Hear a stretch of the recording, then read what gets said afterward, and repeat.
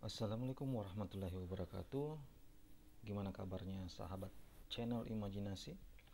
Semoga semua teman-teman, sahabat-sahabat channel Imajinasi tetap dalam keadaan sehat walafiat.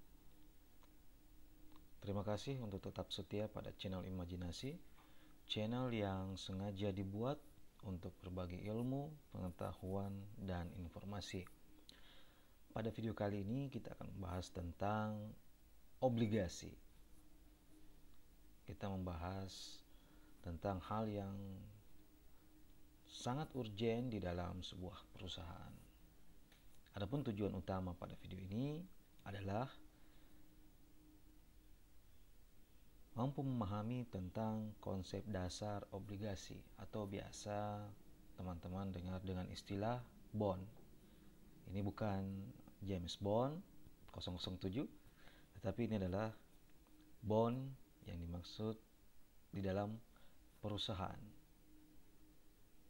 yaitu obligasi. Langsung saja pada pembahasan kita, saya mulai obligasi ini dari sudut pandang perusahaan. Nah, di dalam perusahaan tidak terlepas dengan yang namanya modal atau hal-hal yang berhubungan dengan sumber daya yang dibutuhkan untuk melakukan operasional perusahaan. Nah, perusahaan berdiri untuk skala besar tidak hanya bertumpu pada modal sendiri, tidak hanya bertumpu pada kepemilikan modal yang 100% dimiliki oleh pemilik perusahaan.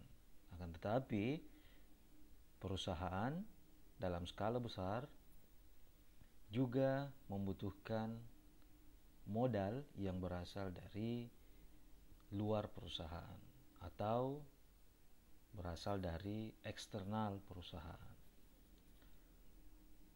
Merujuk pada laporan keuangan, khususnya pada neraca atau balance sheet dalam sebuah perusahaan, akan terlihat jelas di situ sehubungan dengan informasi terkait masalah posisi kekayaan perusahaan.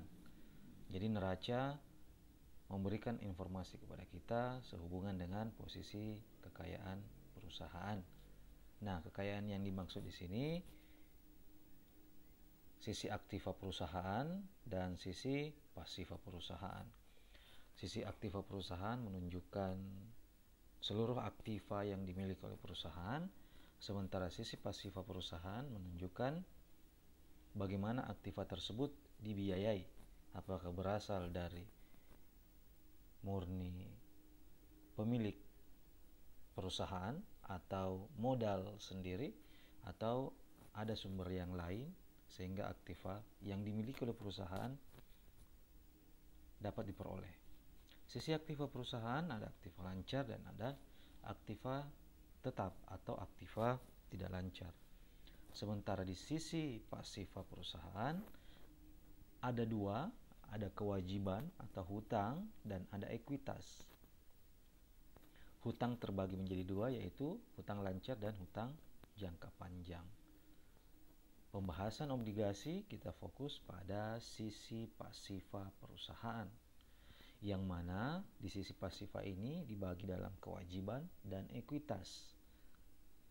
Lebih spesifik lagi, obligasi akan masuk pada wilayah kewajiban perusahaan atau hutang perusahaan. Apakah dia hutang lancar atau hutang jangka panjang, kita akan masuk lebih dalam sehubungan dengan posisi obligasi di dalam perusahaan. Nah, hutang jangka panjang dan hutang jangka pendek perusahaan. Hutang jangka panjang kita fokus pada long term liabilities atau hutang jangka panjang perusahaan. Di situ ada hutang bank, ada hutang hipotek, hutang obligasi, dan hutang lainnya yang sifatnya jika dihubungkan dengan umur hutang, maka dia hutang jangka panjang ini masuk dalam kategori di atas 1 tahun atau beberapa beberapa perusahaan mendefinisikannya atau membatasinya di atas umur 3 tahun, maka dia masuk kategori jangka panjang. Nah, hutang bank merupakan pinjaman dari bank untuk modal kerja. Biasanya ini umurnya di atas 1 tahun, atau beberapa perusahaan mendefinisikannya atau memasukkannya dalam kategori di atas 3 tahun, tergantung dari masing-masing perusahaan. Intinya bahwa kita mengambil jalur tengah saja, misalnya hutang jangka panjang memiliki umur di atas 1 tahun. Nah, berikutnya ada hutang hipotek. Hutang hipotek ini adalah pinjaman dari bank, namun jaminannya adalah aset tetap. Umurnya juga di atas 1 tahun. Nah, hutang obligasi merupakan pinjaman dari investor, juga umurnya di atas 1 tahun. Dan hutang lainnya atau pinjaman-pinjaman lainnya. Nah, di dalam obligasi pembahasan kita pada video kali ini, kita fokus pada hutang obligasi, yang merupakan hutang yang berasal dari investor. Jadi semua hutang yang ada di sini merupakan hutang atau kewajiban yang diperoleh dari eksternal perusahaan, baik itu hutang bank, hutang hipotek, hutang obligasi, dan hutang yang lainnya. Fokus pada obligasi, kita masuk pada definisi hutang yang berasal dari eksternal perusahaan dengan jangka waktu di atas 1 tahun. Biasanya investor di sini yang dimaksud adalah baik itu investor individual maupun institusional, seperti misalnya pemerintah. Itu hutang obligasi atau obligasi, biasa disebut dengan bond. Obligasi. Nah, berbicara masalah obligasi, kita akan fokus konsep dasar daripada obligasi. Perusahaan, di sini ada perusahaan. Perusahaan membutuhkan dana. Pada dasarnya, perusahaan ini menjalankan operasional perusahaan atau mungkin melakukan ekspansi terhadap lini bisnisnya, namun tidak mencukupi untuk menggunakan modal sendiri, maka perusahaan ketika membutuhkan dana, dia membuka dirinya kepada pihak eksternal. Kebutuhan dananya mungkin bisa dibantu oleh atau dari pihak eksternal, sehingga dia atau perusahaan membuka dirinya untuk menerima bantuan dari luar. Nah, ketika perusahaan membutuhkan dana dengan tidak menerbitkan saham misalnya, atau dengan tidak menggunakan model kepemilikan perusahaan, maka perusahaan membuka alternatif yang lain dengan cara melakukan hutang atau berhutang kepada pihak eksternal perusahaan. Nah, perusahaan dengan menggunakan sistem hutang, mengambil pinjaman dari eksternal perusahaan, kemudian perusahaan menerbitkan surat untuk melakukan hutang atau surat untuk mengambil pinjaman dari pihak eksternal perusahaan. Dalam hal ini menerbitkan surat berhutang. Nah, di sini kemudian surat hutang tersebut dipublikasikan kepada eksternal perusahaan. Ketika terbit surat tersebut, dipublikasikanlah kepada eksternal perusahaan. Eksternal perusahaan kemudian merespon surat tersebut, akhirnya diperolehlah orang yang bersedia untuk atau individu yang bersedia untuk meminjamkan dananya. Individu ini adalah pihak yang surplus spending units atau pihak yang memiliki kelebihan dana. Dipinjamkanlah uang tersebut kepada perusahaan. Nah, dengan uang yang dipinjamkan itu, maka perusahaan memberikan surat yang diterbitkan tersebut kepada pihak yang bersedia meminjamkan modalnya. Oleh karenanya, di dalam hal ini perusahaan menerbitkan surat hutang dan kemudian diberikan kepada publik atau kepada eksternal perusahaan untuk direspon agar senantiasa individu-individu baik itu perorangan maupun institusional yang memiliki kelebihan dana bersedia untuk meminjamkan dananya kepada perusahaan berdasarkan surat hutang yang diterbitkan oleh perusahaan. Jadi apa yang dimaksud dengan obligasi? Obligasi secara definisinya merupakan suatu kontrak jangka panjang di mana pihak peminjam setuju untuk melakukan pembayaran bunga dan pokok pinjaman pada tanggal tertentu kepada pemegang obligasi tersebut. Atau dalam artian bahwa obligasi merupakan sebuah kontrak yang isinya di dalamnya mengakui bahwa perusahaan tersebut berhutang kepada pihak surplus spending units atau pihak yang memiliki kelebihan dana atau pihak yang memegang surat obligasi tersebut. Jadi ini merupakan mekanisme di dalam obligasi. Perusahaan menerbitkan surat hutang karena butuh dana, kemudian dipublikasikan dan direspon oleh pihak surplus spending units atau biasa disebut dengan investor, orang-orang yang memiliki kelebihan modal. Nah, siapa sih penerbit obligasi? Jadi pada dasarnya obligasi itu tidak hanya perusahaan. Perusahaan bukan satu-satunya penerbit obligasi, melainkan ada pihak-pihak yang lain yang biasanya menerbitkan obligasi. Siapa saja? Terdapat 4 jenis utama obligasi berdasarkan penerbitnya. Obligasi biasanya diterbitkan oleh pemerintah. Jadi pemerintah sama halnya dengan perusahaan mampu menerbitkan obligasi. Hanya saja obligasi di dalam pemerintahan tidak sifatnya bukan profit oriented, melainkan sifatnya murni adalah kebutuhan dana. Beda halnya dengan perusahaan yang sifatnya profit oriented. Biasa disebut dengan treasury bonds atau obligasi pemerintah. Berikutnya ada pemerintah daerah. Sama halnya dengan pemerintah, baik itu pusat maupun daerah juga mampu menerbitkan atau bisa menerbitkan treasury bonds. Cuman bahasanya berbeda, disebut dengan municipal bonds atau obligasi pemerintah daerah. Selain itu juga ada obligasi yang diterbitkan oleh perusahaan, corporate bonds.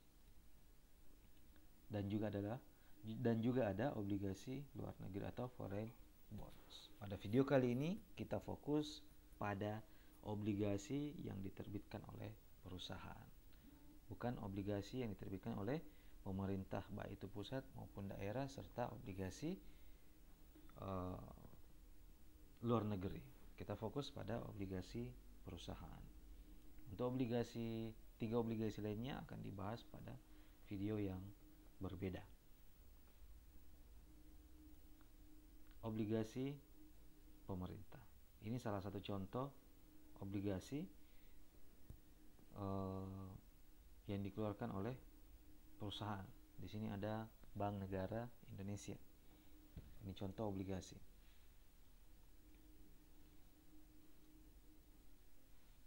Ini masih obligasi dengan nilai yang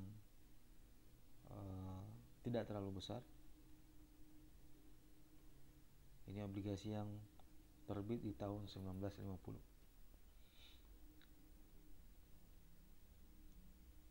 Ini obligasi. Di sini ada keterangannya PT Bank Pembangunan Indonesia. Ini contoh dari obligasi.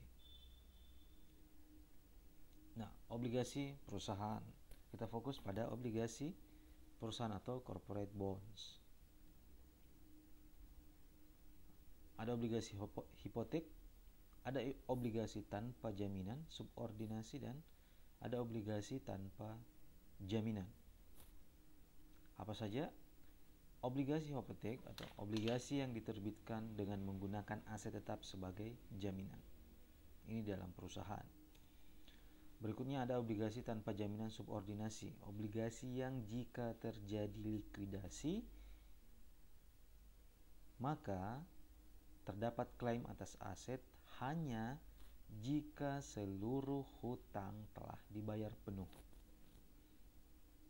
Jadi obligasi ini merupakan obligasi tanpa jaminan, akan tetapi ketika terjadi likuidasi di dalam perusahaan terhadap perusahaan, maka pemegang obligasi ini hanya mampu mengklaim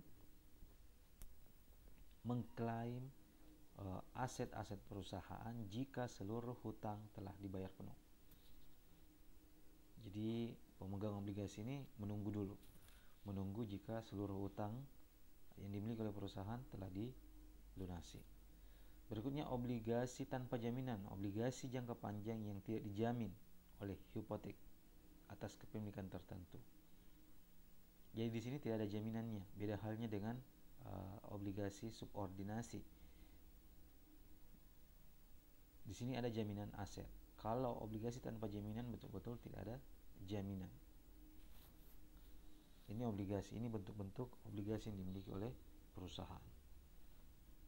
Nah, apa sih karakteristik daripada obligasi? Kita bisa lihat bahwa contoh di sini, salah satu contoh obligasi yang diterbitkan oleh perusahaan. Apa karakteristiknya? Minimal obligasi surat tersebut memberikan keterangan bahwa ada nilai pari atau nilai nominal. Salah satu karakteristik daripada bond, karakteristik daripada sebuah surat hutang, dia harus ada nilai parinya atau nilai nominalnya, nilai yang tertera di dalam surat hutang. Berikutnya ada coupon rate. Ada kupon. Biasanya di sini ada dalam bahasa yang lebih mudah, coupon rate ini biasa disebut sebagai imbal hasil di dalam surat hutang. Jadi misalnya di sini ada contoh ini menggunakan bunga atau coupon rate 12%. Artinya pemegang obligasi akan mendapatkan bunga atau memperoleh imbal hasil dari kupon obligasi ini sebesar 12% dari nilai nominalnya. Berikutnya ada maturity atau jangka waktu pinjaman atau timeline daripada surat hutang tersebut, maturitas, atau ada jatuh tempo. Berikutnya ada penerbit. Siapa yang menerbitkan obligasi ini? Kalau di sini surat ini penerbitnya adalah Bank Negara Indonesia.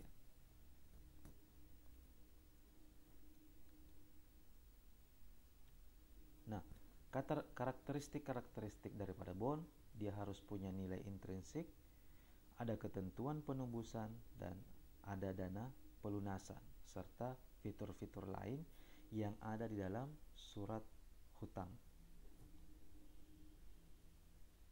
Ada nilai intrinsik, ketentuan penembusan, dana pelunasan, dan fitur yang lainnya. Nah, karakteristik. Apa yang dimaksud dengan nilai nominal? Nilai intrinsik, tingkat bunga kupon. Nilai nominal merupakan nilai obligasi yang ditunjukkan di dalam surat tersebut yang merupakan besaran pinjaman penerbit obligasi yang harus dilunasi pada saat jatuh tempo. Jadi nilai pari ini atau nilai nominal ini merupakan nilai yang tertera di dalam surat obligasi yang merupakan besaran pinjaman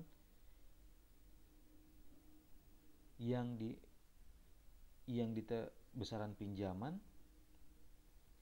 yang diterima penerbit obligasi dari investor yang harus dilunasi pada saat jatuh tempo.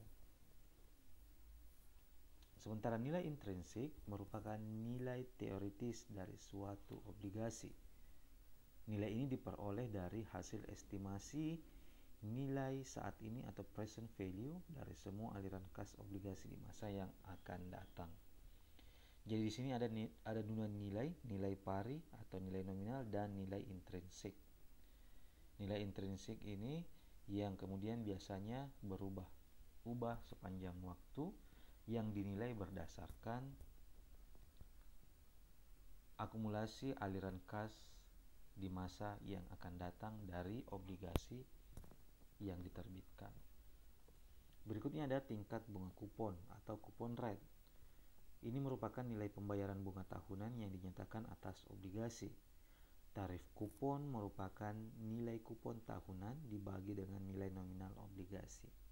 Ini merupakan tingkat bunga kupon ini merupakan imbal hasil yang diperoleh ketika investor atau surplus spending unit bersedia memberikan dananya kepada pihak penerbit obligasi. Misalnya, kita ambil contoh obligasi PT Sejahtera. Jadi di sini obligasi yang diterbitkan oleh PT Sejahtera memiliki nilai pari sebesar 10 juta rupiah. Dan obligasi tersebut memberikan kupon rate atau tingkat bunga kupon sebesar 1 juta per tahun. Berarti tingkat bunga kupon obligasi adalah sebesar 10%. Jadi dalam contoh kasus ini, obligasi yang diterbitkan oleh PT Sejahtera memberikan kupon rate sebesar 10%. Atau dalam artian investor akan menerima imbal hasil dari obligasi tersebut senilai 10 juta rupiah. Setiap tahunnya akan menerima sebesar 1 juta rupiah atau 10% dari nilai pari yang tertera di dalam surat obligasi, sehingga dapat dihitung berdasarkan penjelasan tingkat bunga kupon, yaitu tarif kupon adalah nilai kupon tahunan dibagi dengan nilai nominal obligasi. Nilai kupon tahunannya adalah 1 juta dibagi dengan nilai pari dari obligasi yang diterbitkan oleh PT Sejahtera sebesar 10 juta rupiah. Hasilnya adalah 10% per tahun. Sehingga dalam hal valuasi obligasi ada yang disebut dengan nominal yield. Tingkat kupon sama dengan penghasilan bunga tahunan dibagi dengan nilai nominal atau nilai pari dari obligasi. Valuasi obligasi, nilai terhadap obligasi khususnya untuk nominal yield atau tingkat kupon atau pendapatan nominalnya adalah tingkat kupon sama dengan penghasilan bunga tahunan dibagi dengan nilai nominal. Ini rumus untuk atau formulasi untuk menghitung berapa kupon rate dalam satu obligasi. Selanjutnya, tingkat bunga kupon ada yang disebut dengan obligasi dengan tingkat bunga mengambang, ada yang disebut dengan kupon obligasi nol, ada yang disebut dengan obligasi dengan diskon obligasi emisi awal. Apa saja yang dimaksud?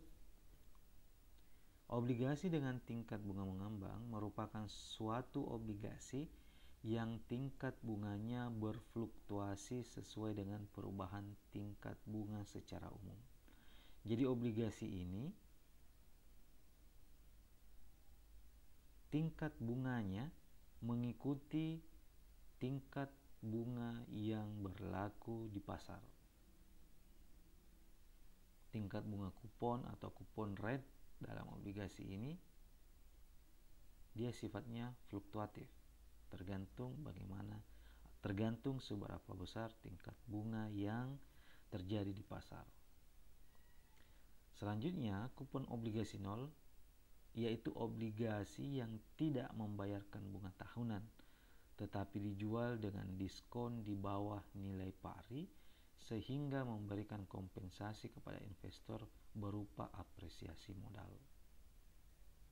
Jadi misalnya, maksudnya ini adalah kupon obligasi nol, misalnya nilai parinya adalah 10 juta. Akan tetapi ketika dijual di pasar, misalnya dia hanya terjual dengan angka 9.500.000. Berarti ada kompensasi modal sebesar Rp500.000.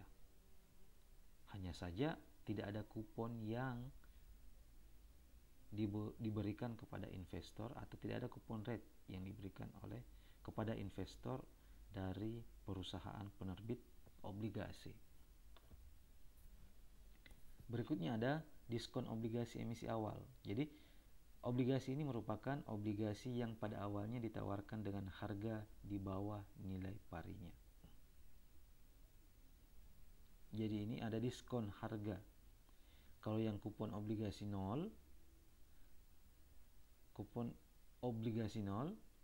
yaitu obligasi yang dijual dengan diskon di bawah nilai pari, sehingga memberikan kompensasi kepada investor berupa apresiasi modal.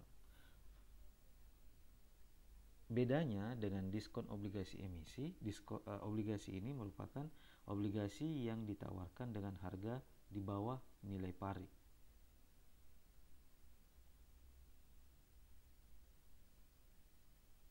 Ini untuk tingkat bunga kupon dari masing-masing obligasi. Jadi di sini bentuk-bentuk obligasi berdasarkan tingkat bunga kupon yang diberikan oleh penerbit obligasi. Selanjutnya ada ketentuan penebusan. Lanjutan daripada karakteristik bonds sebelumnya. Ada ketentuan penebusan. Ada dana pelunasan. Ketentuan penebusan ini biasanya menyatakan bahwa penerbit harus membayar jumlah yang lebih besar dari nilai pari kepada pemegang obligasi jika obligasi ditebus. Nah, dalam hal ketentuan penebusan ini tergantung daripada ketentuan yang diberikan dari pihak penerbit obligasi. Jadi setiap obligasi itu diterbitkan berdasarkan ketentuan-ketentuan yang berbeda. Sebagai contoh misalnya, premi penebusan suatu obligasi 10 tahun dengan tingkat kupon tahunan adalah 10%. Dan nilai pari adalah sebesar Rp1.000.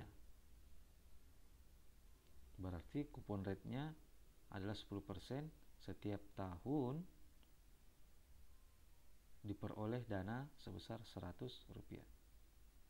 Artinya, penerbit harus membayar 1.100 jika ingin menebus obligasi tersebut. Ini ketentuan penebusan. Ketentuan penebusan ini tergantung dari masing-masing penerbit obligasi. Nah, berikutnya ada dana pelunasan. Apa yang dimaksud dengan dana pelunasan? Dana pelunasan obligasi adalah dana yang dicadangkan dan disimpan pada bank lain dalam rangka pelunasan obligasi. Jadi ini ketentuan yang lainnya bagaimana penerbit obligasi ini melakukan pelunasan terhadap obligasi tersebut. Biasanya dana pelunasan obligasi ini dicadangkan di dalam sebuah bank.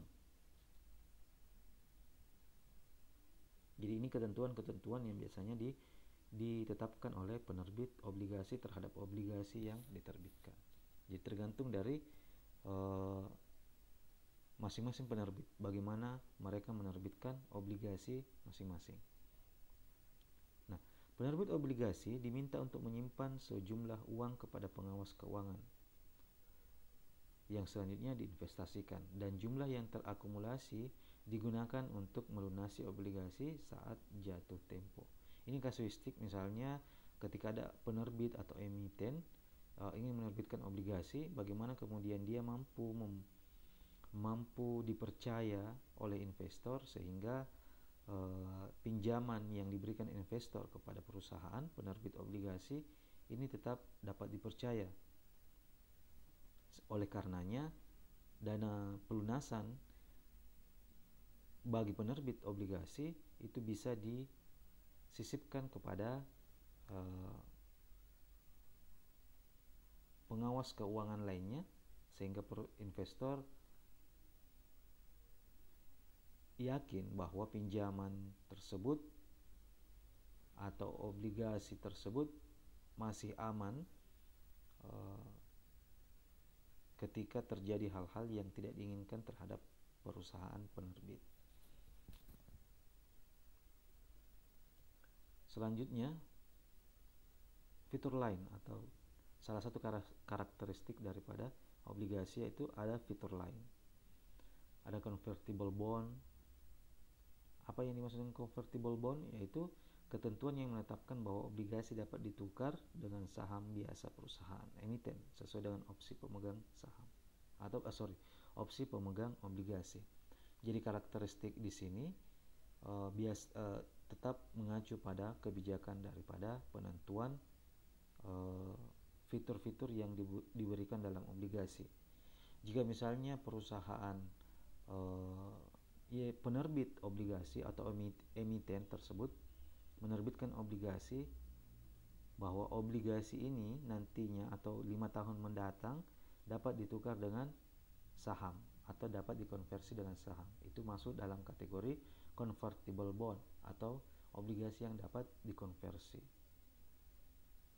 Jadi tidak semua obligasi memiliki fitur ini, tergantung dari masing-masing obligasi menetapkan apakah ada fitur ini atau tidak. Salah satu fitur ini adalah convertible bond atau obligasi yang dapat dikonversi. Berikutnya ada warrant, yaitu opsi jangka panjang untuk membeli sejumlah tertentu saham biasa pada bunga yang telah ditentukan. Jadi ini adalah sebuah pilihan yang diberikan kepada pemegang obligasi. Selanjutnya ada obligasi yang dapat dijual kembali. Jadi sebuah ketentuan yang bisa diberikan kepada pemegang obligasi tersebut apakah bisa dijual kembali atau tidak. Itu tergantung dari fitur yang ditetapkan oleh emiten atau penerbit obligasi. Obligasi yang dapat dijual kembali yaitu obligasi dengan ketentuan yang memungkinkan investornya menjual kembali kepada perusahaan sebelum tanggal jatuh tempo pada harga yang telah ditentukan. Jadi misalnya obligasi yang dipegang oleh investor itu berlaku misalnya selama 10 tahun. Nah, obligasi dengan fitur ini akan memberikan kemudahan ketika pemegang obligasi ingin menjual di tahun misalnya di tahun ke-8 sebelum jatuh tempo, itu bisa dilakukan oleh pemegang obligasi. Jadi obligasi itu kembali dijual kepada perusahaan, itu bisa dilakukan jika obligasi tersebut memiliki fitur ini. Selanjutnya ada yang disebut dengan obligasi pendapatan. Obligasi yang hanya membayarkan bunga jika perusahaan memiliki cukup laba untuk membayar bunga. Jadi obligasi ini merupakan salah satu fitur dari obligasi yang lainnya dengan asumsi bahwa emiten akan membayar kupon rate dari obligasi tersebut jika perusahaan memperoleh laba di saat akhir periode operasional perusahaan. Jika tidak memperoleh laba, maka perusahaan tidak membayar bunganya atau tidak membayar kupon yang dibebankan di dalam obligasi tersebut. Tergantung dari pendapatan yang dimiliki oleh perusahaan. Itu yang disebut dengan obligasi pendapatan. Selanjutnya ada yang disebut dengan obligasi terindeks. Obligasi ini merupakan obligasi yang pembayaran bunganya didasarkan atas indeks inflasi, sehingga akan melindungi pemegang obligasi dari inflasi. Jadi kupon rate ini kupon yang dibayarkan emiten kepada investor itu didasarkan pada indeks inflasi. Untuk apa? Agar pemegang obligasi terhindar dari masalah inflasi yang terjadi suatu waktu dalam sebuah kondisi ketika obligasi tersebut masih dipegang oleh investor. Itu karakteristik dalam obligasi, khusus pada fitur lain yang ditetapkan di dalam obligasi yang disebutkan atau obligasi yang dipegang oleh investor. Tergantung fitur yang mana yang ditetapkan dalam obligasi tersebut, maka itu yang berlaku di dalam obligasi. Itulah tadi penjelasan singkat sehubungan dengan konsep dasar obligasi. Bagaimana obligasi tersebut dapat hadir dalam perusahaan dan karakteristik-karakteristik di dalam obligasi.